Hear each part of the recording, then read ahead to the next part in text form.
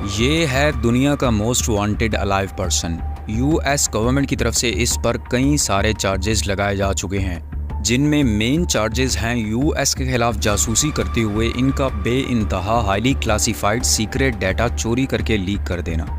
सिर्फ यूएस ही नहीं बल्कि यूके और एक और इंटेलिजेंस अलायंस फाइव आइज, जो कि यूके, ऑस्ट्रेलिया, यूएस, कनाडा और न्यूजीलैंड की एक म्यूचुअल इंटेलिजेंस अलायंस है, इनका भी सीक्रेट डाटा चोरी करके इस पर्सन ने लीक कर दिया।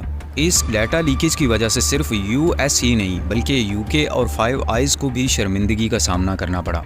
और इसके बाद यूएस, यूके और फाइव आइज इस इंसान को हर कीमत पर हासिल करना चाहते हैं। 2013 में इस पर्सन की तरफ से ये highly classified secret data leak किया जाता है और ये इंसान इसके बाद अपनी जान का खतरा महसूस करने पर यूएस से हांगकांग शिफ्ट हो जाता है। इस सब के बाद ये इंसान यूएस और बाकी इंटेलिजेंस एजेंसीज को हर कीमत पर चाहिए था, तो ये पर्सन हांगकांग बैठकर अपनी जान बचाने के लिए 21 डिफरेंट कंट्रीज में असाइलम के लिए ट्राई करता है, लेकिन तमाम कंट्रीज ही इसे असाइलम देने से मना कर देती हैं। और फिर ये इंसान यूएस और रशिया के पॉलिटिकल रिलेशंस को देखते हुए फ़ायदा उठाता है और हांगकांग से रशिया शिफ्ट हो जाता है, जिसके बाद रशियन प्रेसिडेंट व्लादिमीर पुतिन इसे खुद रशियन नेशनैलिटी देते हैं। लेकिन यहाँ पे सवाल है कि आखिर इस इंसान ने अपनी जान की परवाह किए बिना यूएस, यूके और फाइव आइज की ऐसी कौन सी सीक्रेट इन्फॉर्मेशन लीक कर दी थी जिसके बाद ये सब इसकी जान के दुश्मन बन गए। जानेंगे इस वीडियो में।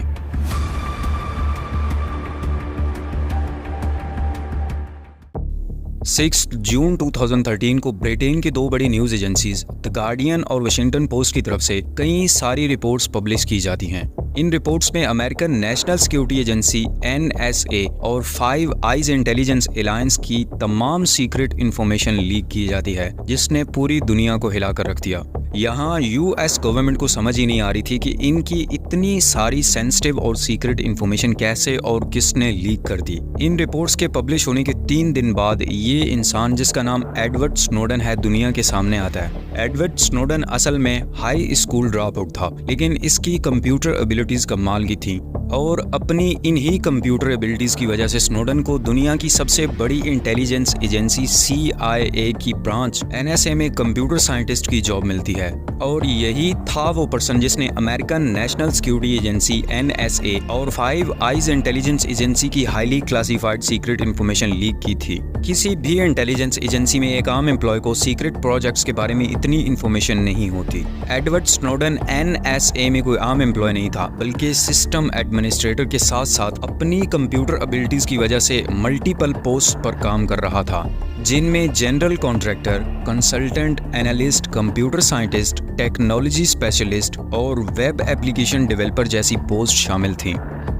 एडवर्ड स्नोडन ने NSA और एक एंग्लोस्फेयर इंटेलिजेंस अलायंस फाइव आइज, जो कि ऑस्ट्रेलिया, कनाडा, न्यूजीलैंड, यूके और यूएस की एक म्यूचुअल इंटेलिजेंस अलायंस है, इनके सीक्रेट सर्वाइलेंस प्रोग्राम के बारे में तमाम इंफॉर्मेशन लीक कर दी थी।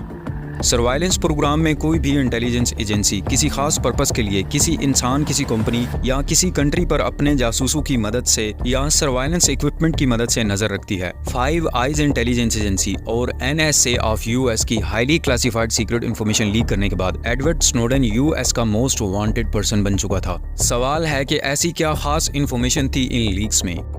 इन लीक्स में NSA के एक सीक्रेट प्रोग्राम प्रिज्म के बारे में तमाम इंफॉर्मेशन एडवर्ड स्नोडन ने पब्लिश की है। प्रिज्म एक ऐसा प्रोग्राम था जिसमें NSA प्राइवेट कंपनीज जैसे कि एप्पल, गूगल और फेसबुक से उनके यूजर की प्राइवेट डाटा तक एक्सेस हासिल करने के साथ साथ उनकी तमाम पर्सनल इंफॉर्मेशन भी ले रहा था। और इन लीक्स में एक सीक्रेट कोर्ट ऑर्डर भी था जिनमें मिलियंस ऑफ कस्टमर्स के टेलीफोन रिकॉर्ड हासिल किए गए, जिनमें ना सिर्फ क्रिमिनल्स थे बल्कि लॉ अबाइडिंग सिटीजन्स भी थे।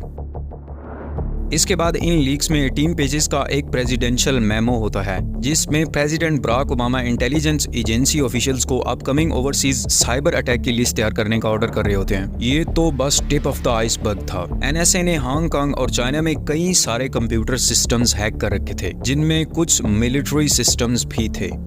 NSA इस टाइम की जर्मनी की चांसलर एंजेला मर्केल का मोबाइल फोन भी टैप कर रहा था। इन लीक्स में सिर्फ यूएस के ही सीक्रेट प्रोग्राम्स के बारे में इंफॉर्मेशन नहीं थी, बल्कि Britain government communication headquarter GCHQ के बारे में भी चौंका देने वाली इंफॉर्मेशन थी कि GCHQ भी अपने सिटीजन्स का मोबाइल फोन डाटा कंडक्ट करके पूरी निगरानी कर रहा है। इन लीक्स में ये क्लियरली मेंशन नहीं किया गया कि NSA और GCHQ दोनों ने कोई ऐसी सीक्रेट मीटिंग की हो कि जिसमें ये दोनों धोखाधड़ी के इस मौजू को डिस्कस कर रहे हों, और ना ही स्नोडन के पास इसका कोई सबूत था।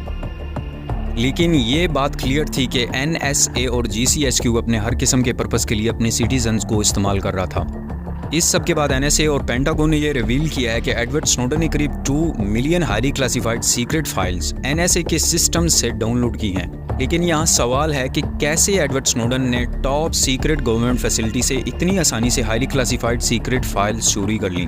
इस सब के लिए एडवर्ड स्नोडन ने ना ही किसी हैकिंग डिवाइस का इस्तेमाल किया है और ना ही कोई सोफिस्टिकेटेड हैकिंग सॉफ्टवेयर यूज किया है, बल्कि सिर्फ थंब ड्राइव्स यूज की हैं। जैसे कि एडवर्ड स्नोडन ये तमाम इन्फॉर्मेशन कलेक्ट करके एस्केप करके इस तमाम इन्फॉर्मेशन को लीक करने का प्लान बना चुका था, और उसके इस प्लान में ये 3 चीजें उसको फेवर कर रही थी। नंबर 1 थी एडवर्ड स्नोडन की लोकेशन। एडवर्ड स्नोडन का NSA से कॉन्ट्रैक्ट एक कंपनी बूज एलन हैमिल्टन के थ्रू हुआ था, जो कि एक्चुअली हवाई में थी।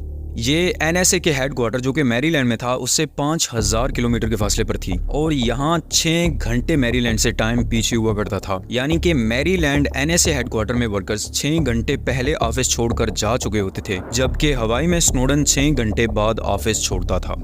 नंबर 2 था थिन क्लाइंट सिस्टम। स्नोडन को NSA हेडक्वार्टर के सर्वर्स तक कंप्यूटर सिस्टम के थ्रू एक्सेस हासिल थी, जिसे थिन क्लाइंट का नाम दिया गया। थिन क्लाइंट सिस्टम में एक वर्कर अपनी प्रोफाइल की बेसिस पर NSA के सिस्टम में मुख्तलिफ किस्म की फाइल्स तक एक्सेस हासिल कर सकता था, और एडवर्ड स्नोडन कोई आम वर्कर नहीं बल्कि सिस्टम एडमिनिस्ट्रेटर था। कोई भी आम वर्कर को NSA की हाईली क्लासिफाइड सीक्रेट इंफॉर्मेशन तक एक्सेस हासिल नहीं हो सकती।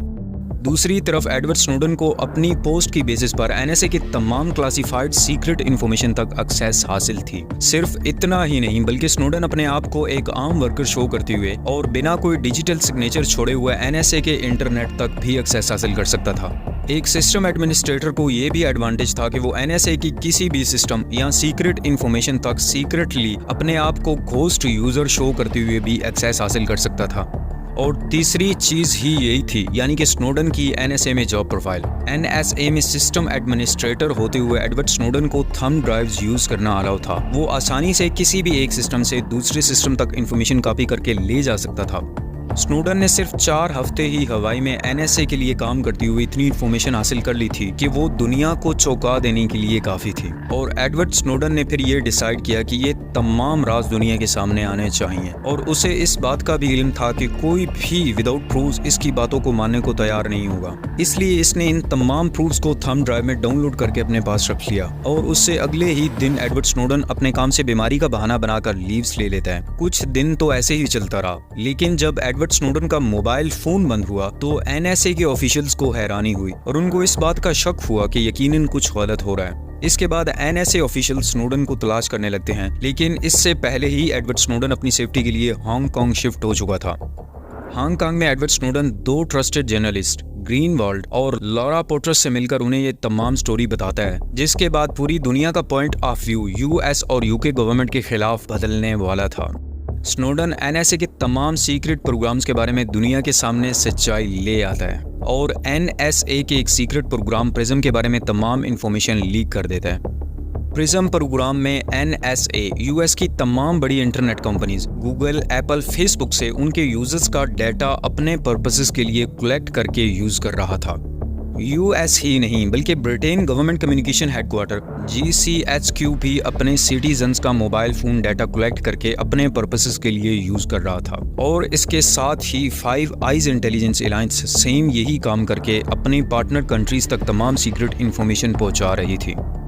इस सब के बाद एडवर्ड स्नोडन को US गवर्नमेंट की तरफ से मुख्तलिफ किस्म के चार्जेस फेस करना पड़ते हैं, जिनमें गवर्नमेंट का सीक्रेट डाटा चोरी करना, गवर्नमेंट की नेशनल डिफेंस इंफॉर्मेशन को पब्लिश कर देना और गवर्नमेंट की हाईली क्लासिफाइड सीक्रेट इंफॉर्मेशन को जानबूझकर अनऑथोराइज्ड पर्सन तक पहुंचाने के चार्जेस शामिल थे। अब यहाँ पर US गवर्नमेंट स्नोडन को किसी कीमत पर भी हासिल करना चाहती है और स्नोडन को हांगकांग से US ले जाने का प्लान बना रही होती है। लेकिन इससे पहले ही एडवर्ड स्नोडन हांगकांग से रशिया शिफ्ट हो जाता है। स्नोडन रशिया में असाइलम लेना चाहता था, लेकिन फिर उसे बाद में पता चलता है कि यूएस का रशिया के साथ एक्स्ट्राडिशन एग्रीमेंट ही नहीं है। एक्स्ट्राडिशन एग्रीमेंट में एक कंट्री किसी क्रिमिनल को दूसरी कंट्री में इस क्रिमिनल पर लगाए गए चार्जेस को फेस करने के लिए उसे दूसरी कंट्री के हवाले कर देती है। इसका मतलब ये है कि कोई भी रशियन क्रिमिनल यूएस जाकर खुलेआम रह सकता है और ऐसे ही यूएस का क्रिमिनल रशिया आकर।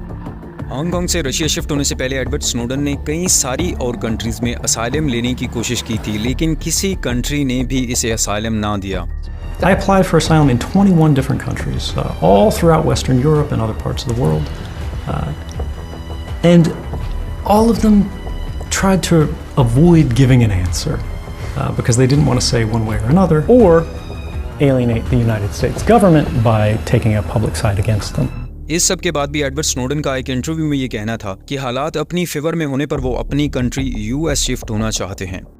I've made it clear that I'm always willing to return home. I would return home tomorrow as long as the government was prepared to be reasonable and protect the interests of our rights in society. How would you describe the government's reasonableness in this case? What would you be looking to from them for you to return? Well, so far they've said they won't torture me, which is a start, I think, but we haven't gotten much further than that. जबकि 2020 में Russian government की तरफ से Edward Snowden को Russian permanent residency दे दी जाती है। इसके बाद कई सारे इंटरव्यूज में एडवर्ड स्नोडन ने एक्सप्लेन किया है कि कैसे कोई भी गवर्नमेंट्स हमारे मोबाइल फोन्स को हमारी जासूसी के लिए ही यूज करती हैं, और वो अपने इंटरव्यूज में एक प्रोग्राम नोजी स्मर्फ के बारे में जिक्र करता है। नोजी स्मर्फ में अथॉरिटीज मोबाइल फोन का माइक ऑन करके किसी भी मोबाइल फोन को अपनी जासूसी के लिए यूज कर सकती हैं और उस मोबाइल फोन के गिर्द लोगों के दरमियान कन्वर्सेशन को आसानी से सुन सकती हैं। इस सब के बाद कुछ लोगों का पॉइंट ऑफ व्यू ये है कि एडवर्ड स्नोडन ने ये सब कुछ करके अपनी कंट्री के साथ गद्दारी की है, जबकि लाखों लोग स्नोडन को एक हीरो मानते हैं क्योंकि इसने अपनी जान खतरे में डालकर यूएस, यूके और इनकी इंटेलिजेंस अलायंस के वो राज दुनिया के सामने रखे हैं जो इससे पहले किसी और इंसान ने करने की हिम्मत नहीं की। क्या एडवर्ड स्नोडन को इन तमाम सीक्रेट इंफॉर्मेशन को सीक्रेट ही रखकर बाकियों की तरह डेमोक्रेसी को हमेशा ही खतरे में रखना चाहिए था, या उसने गवर्नमेंट की ये सच्चाइयां पब्लिक के सामने लाकर डेमोक्रेसी को बचाने की एक कामयाब कोशिश की है? आपके इस सब के बारे में क्या ओपिनियंस हैं, आप कमेंट बॉक्स में जाहिर कर सकते हैं। वीडियो आपको पसंद आई तो इसको लाइक और चैनल को सब्सक्राइब कर दें। मिलते हैं अगली वीडियो में।